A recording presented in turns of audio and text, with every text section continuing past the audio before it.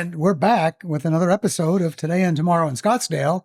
I'm Don Henninger. Joining me, as always, is my podcast wingman, city wingman. Hey. Kevin Maxwell. Hey, welcome to 2025. 2025, buddy. Happy New Year. Yeah. I think we could still say that. First podcast of the year. Yeah, first podcast of the year. I missed you, buddy. We've been 3 weeks gone. I know. We got so much to talk about, but good holiday, though. We got a good guest. We got a terrific guest. I'm trying to make it's like the bottle of ketchup, anticipation. Anticipation. Actually, let's jump into it. All right. Because it's a new year. We've got business to attend to in this new year.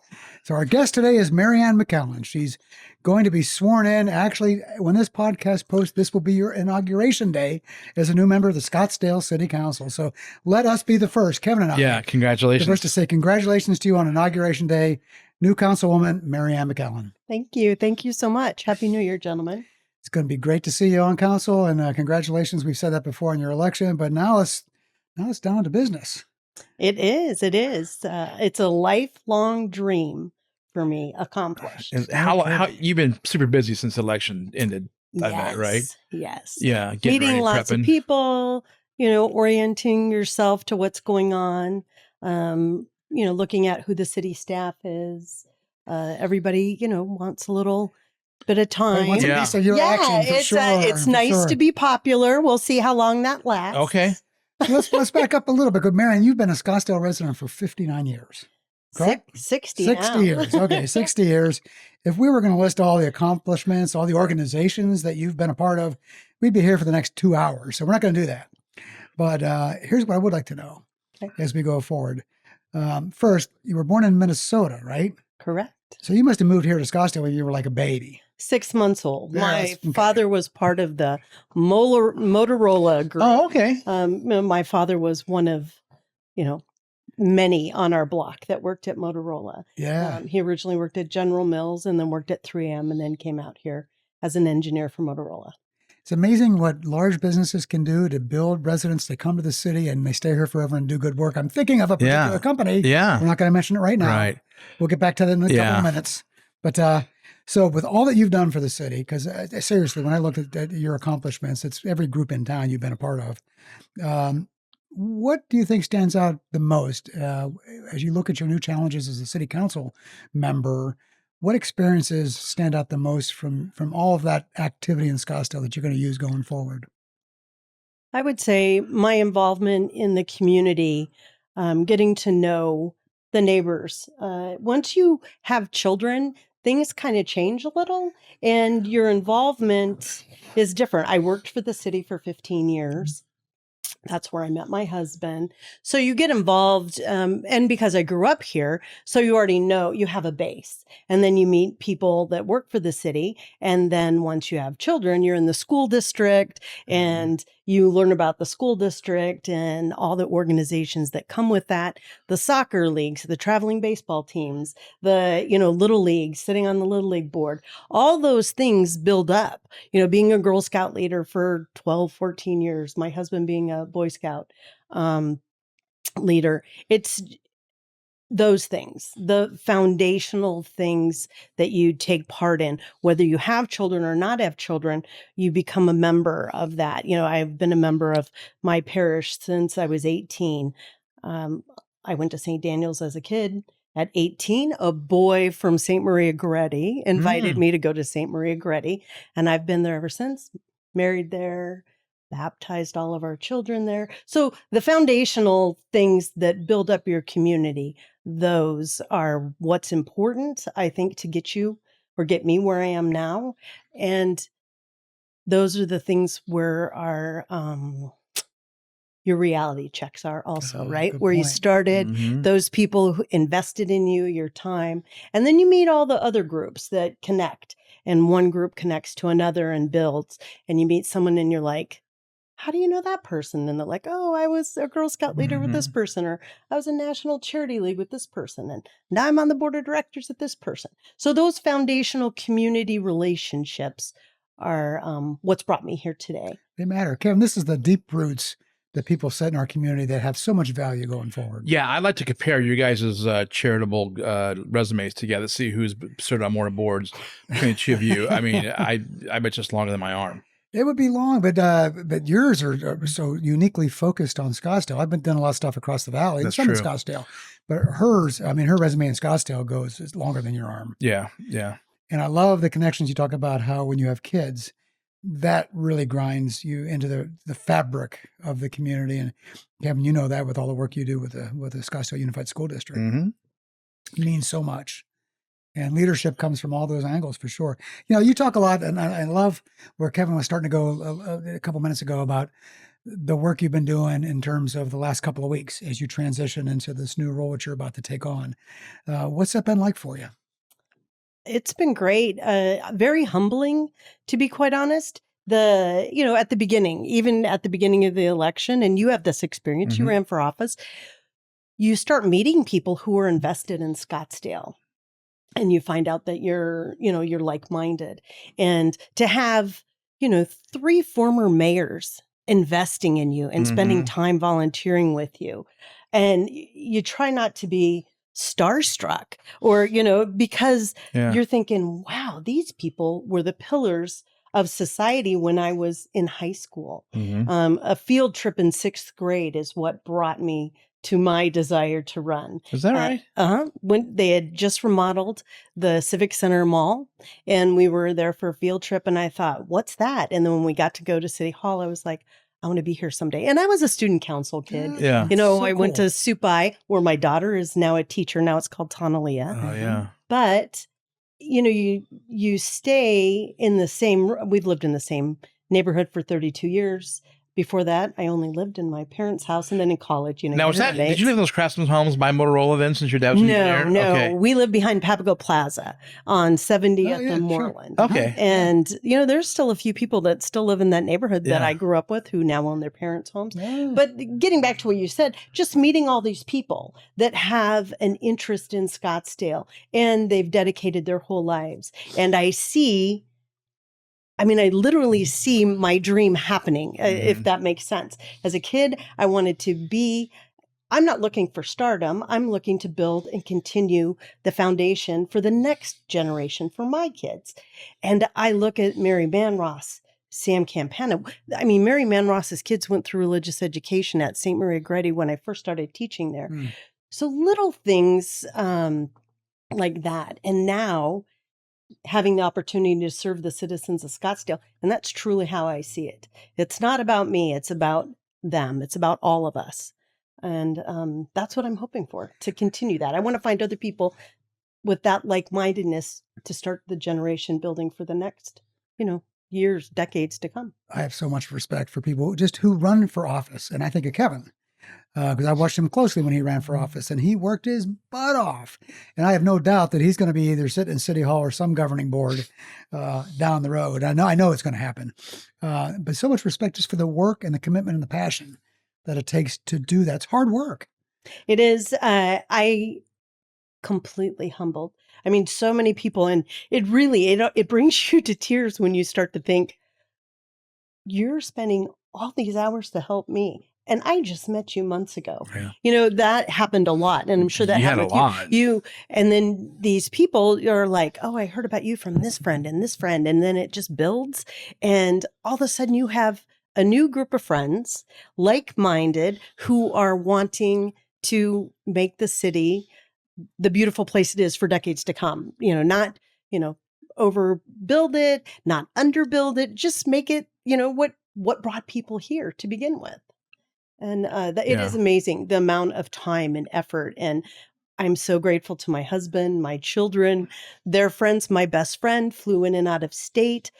My committee was truly a group of women, of 6 women that we sat around our dining room tables that did my campaign. All people I met along the way through volunteering tasks. Wow. Now, were you?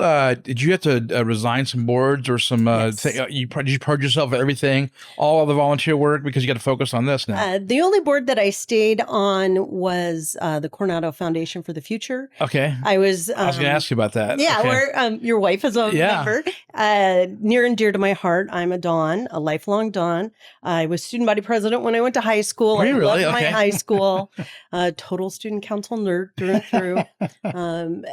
Even into college. It it's one of those things that, grabs a hold of you. But I stayed on that foundation, and I'm currently still the president. I will be exiting that role in June. Okay. But I didn't, that's not a conflict of interest. Yeah. I did resign from the Parks and Recreation Commission. Okay. Well, you had to do that. run. Yeah. Mhm. And the traffic subcommittee for the Transportation Commission, the Parks and Paths and Trails subcommission, I had to resign from too. Okay.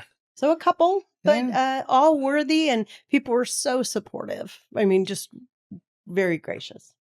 You enter the council at a time when there's unfortunately there's still some divisiveness at all levels of our society and government, and then certainly it's true in Scottsdale with some of the issues we have. And one of the things that you've said along the way is your aim is to build bridges. Mhm. So talk about that a little bit. How Mhm. are you going to go forward with the idea of you're going to build some bridges? What's that look like? Well, I think that everybody who ran for office is committed to Scottsdale, right? Mhm. That's their passion. You wouldn't just run for office for the sole, joy, how much fun it was. It was a lot of work. You're running for a cause, and that cause is the city of Scottsdale. So I believe that the new council are all wholly committed. We have a new mayor who grew up here and loves Scottsdale. So we have these people who are willing to give of their time and their talent, and they're all, professionals. Or like I'm a small business owner. We have several attorneys, an accountant. There's, all these people who have their own lives, and then they're, they have a dedication to the community. And I believe that we're all going to work to build bridges, positive. And I think that,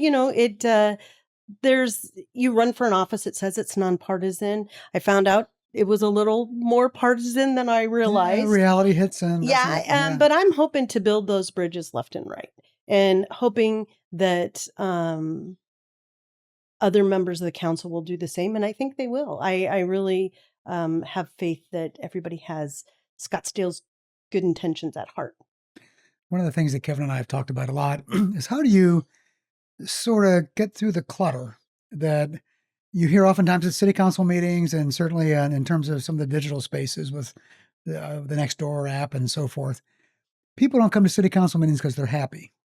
They come to city council meetings because they've got an axe to grind oftentimes, or they've got some issues. But yet sometimes that's not reflective of what everybody in the city is thinking. How do you tell the difference? And how do you get more people who may not be showing up at city council meetings or boards and commissions or whatever, whose voices are sort of silent out there, but they matter and they care? How do you reach out to more of those people? So I have a plan, Don. I thought you All might. right. I have a plan. I thought you might. When I was out on the campaign trail, it was apparent to me that there is a lot of information and misinformation, and people purposely putting misinformation out there in order to sway people on whatever topic, or what people believe to be true. In their own little area, they believe something to be true. And so, but that doesn't make it reality, Mhm. right? So one of my thoughts, and that I shared when I was on the campaign trail, is that our city is divided into 4 police precincts. We're not a city that has districts, but we do have, and we service 4 police and fire precincts. So we could divide those precincts, the areas of the community, into informational meetings on a regular basis, even if it was just biannual, if we did it twice a year, to just inform the citizens. Because your neighborhood, maybe in South Scottsdale, where I grew up and where I still live today, is very different than Mid Scottsdale, which, by the way, is Pinnacle Peak Road. That's right. Yeah. People don't seem to realize Right. that Pinnacle Peak, everyone always uses Shea Boulevard. Nope. Shea Boulevard Yeah. South. And then the far north, they have, very different situations than we do in the South. And so there's a way to blend and get everybody's input. And I think that community meetings involving a representative from every department, maybe a city manager, the police chief or his representative, the fire chief or his representative, and council members, if they can attend all of them, great.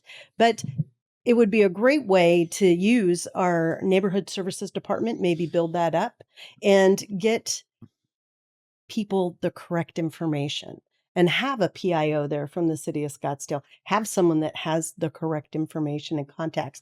I mean, the city just lost a valuable employee, Christy Hill, who basically did this. that there was only 2 people doing that for the whole city. That's right. We're a very long Yeah. and large city. What, almost 260,000 people for 2 people to service all the citizens. Mhm. We could do a similar thing by having these biannual or even quarterly meetings. They do it in all the other cities, but they have districts in the other cities. But this way, you don't have to have a need for districts, but you could have information that went out in your precincts. But if you have a homeowners association, say like DC Ranch or Gainey Ranch, they get that information because they have a staff that works for them. Mhm. But if you live in an area that doesn't have that or doesn't have a neighborhood association, you're only getting the information that comes in your water bill if you still pay attention to your water bill, or something online, or Mhm. if you spend a lot of time on the media, Yeah. you get information that might not be accurate. I love So that idea. we Yeah. want to make sure. And so I have been saying this for quite a while, and I'd really like to work to have that happen. It can only benefit everybody. Yep. Yeah. That's Scottsdale Coalition Today and Tomorrow's entire agenda Totally right. is to spread correct information and educate residents. So, Yeah, and that is non-biased and non-partisan. yeah. If there is something happening, like last night, all the wind and my first thought was, oh my goodness, I hope it doesn't take any trees from the parks. Because Oh. I'm a parks person. I know, I was a right? recreation And we've leader. seen that happen. Yeah. And so I was all upset that it was all windy. My husband's like, why are you up? And I'm like, the wind, let's hope it doesn't take any trees. Yeah. And those are the things. I mean, the city, I hate to say this, it's my city, it's your city, but Sure. I mean, that ownership, I want every citizen in Scottsdale to feel that ownership. And that if you see junk on the side of the road, pull your collar over and pick it up. Yeah. I mean, you don't mess in your own house. Why wouldn't you pick Yeah. up your own house? And I feel that way on many, many topics. But yeah. Count us in as supporters for your precinct idea. If there's anything Yeah. Kevin and I yeah. and Scott can do to, Can't wait to get involved in that. we will totally support you on that. And it Yeah. would be great if you could get your fellow city council members, I'm not going to name names, but all of them Yeah. to show up to these things. Yeah, and I think they would, and I just really have high hopes for building those relationships and positive. They've been positive so far, and I'm really hoping that can continue. That sounds fantastic. Yeah. One of the first things you're going to, Don maybe has a question queued up already for you, but you have a major decision to make early on with the city manager, right? Yep. Yeah. How do you think that'll go so far? Good Have point. Well, and funny that you would say that, because the city manager is really the most important position in the city. right. And we haven't we've had what, Jim was in place for what, 10 years? 10 or years, I think, or so. So we haven't- plus for Yeah. sure. Yeah. Yeah. So I grew up in the era of Roy Pedersen. Mm. And grew up meaning worked for the city in the beginning. And I literally, after I was elected, Roy Pedersen sent me a note. And so that's one of those things that, I mean, I started crying. I'm on LinkedIn and my husband goes, what is wrong with you? And I said, Roy Pedersen just congratulated. Yeah. And I mean, Roy That must Pedersen be was up really here and I special. was a lowly rec leader. And then after everything's, happened, fully elected, everything, he sends me a note and says, if you ever want any help or insight, please reach out. Well, okay. So knowledge of former mayors, Mhm. former city managers, those things are really important, building those and looking at where we were, where we want to go, communicating with citizens. So I'm excited, actually, Yeah. because, this is a turning point for the city. A new city manager is the most important thing we can do. So choosing the right person who will love Scottsdale in the manner that Mhm. I do and you do will be important. Okay. I'm That's probably excited. the number one question, Kevin. Right on. You and I have had probably 20 guests on our podcast who have been city workers, Mhm. and they've all said the same thing. The culture in the city workforce is top notch. They're proud to be city employees, but all of that starts at the top, not with the council, but with the city manager. And Absolutely. sometimes I wonder if everybody on council necessarily sees that too, because it's not about the council is the board of directors, the city manager is the CEO, Right. and that's where everything happens. Absolutely.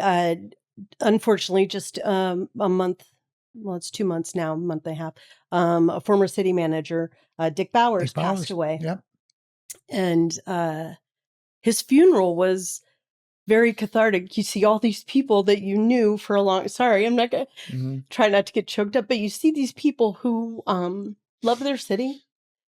They're there to honor a man who loved his city. He loved every city he worked in. He taught people. There are city managers out there. When Jim Thompson was leaving, he paid homage to Dick Bowers, and Dick Bowers did to Roy Pedersen. There are, and even when there are other city managers, Jan Dolan, Jorge Carrasco, everybody did their part, but it does build a culture within your amongst your employees when you have someone who they can trust, who they see is out to build the city of Scottsdale up and to do what's right by their employees, and simply better service, do right by others. I mean, I can start all these Kaizen. There were all these statements and slogans along the way, but they weren't that. The employees lived them. And if someone came to you with a problem at your level, you didn't let go of that citizen until not just, Don's in charge of it, so I'm dumping him on Don, and Don's going to dump him on Kevin. I, Maryann McAllen, am going to follow them to Don and to Kevin until I know that citizen was served. And that's simply better service. Sure and it is. will never leave. I mean, it is there to the core. And city employees know what I'm talking about. Bill Murphy, the current acting city manager, he knows. He lived through them too. And it's important. You bring such a sincerity to this position. We can see it in your eyes. Thank you, Scottsdale. Yeah. Thank you, Scottsdale. You done good. Yeah, we got to You go one done here. good. We got to go one here. I am grateful. Yeah. I am grateful. So getting into the business of the city, as you take hold, you've done your homework, you've met with groups, everybody's your friend now. That won't last forever, but that's okay. What are some of the issues you see that you see coming up besides the key one that Kevin brought up, which I think is number one for sure? What else is on the horizon? I think that everybody in the state needs to be concerned with water. I mean, conservation is going to be the name of the game.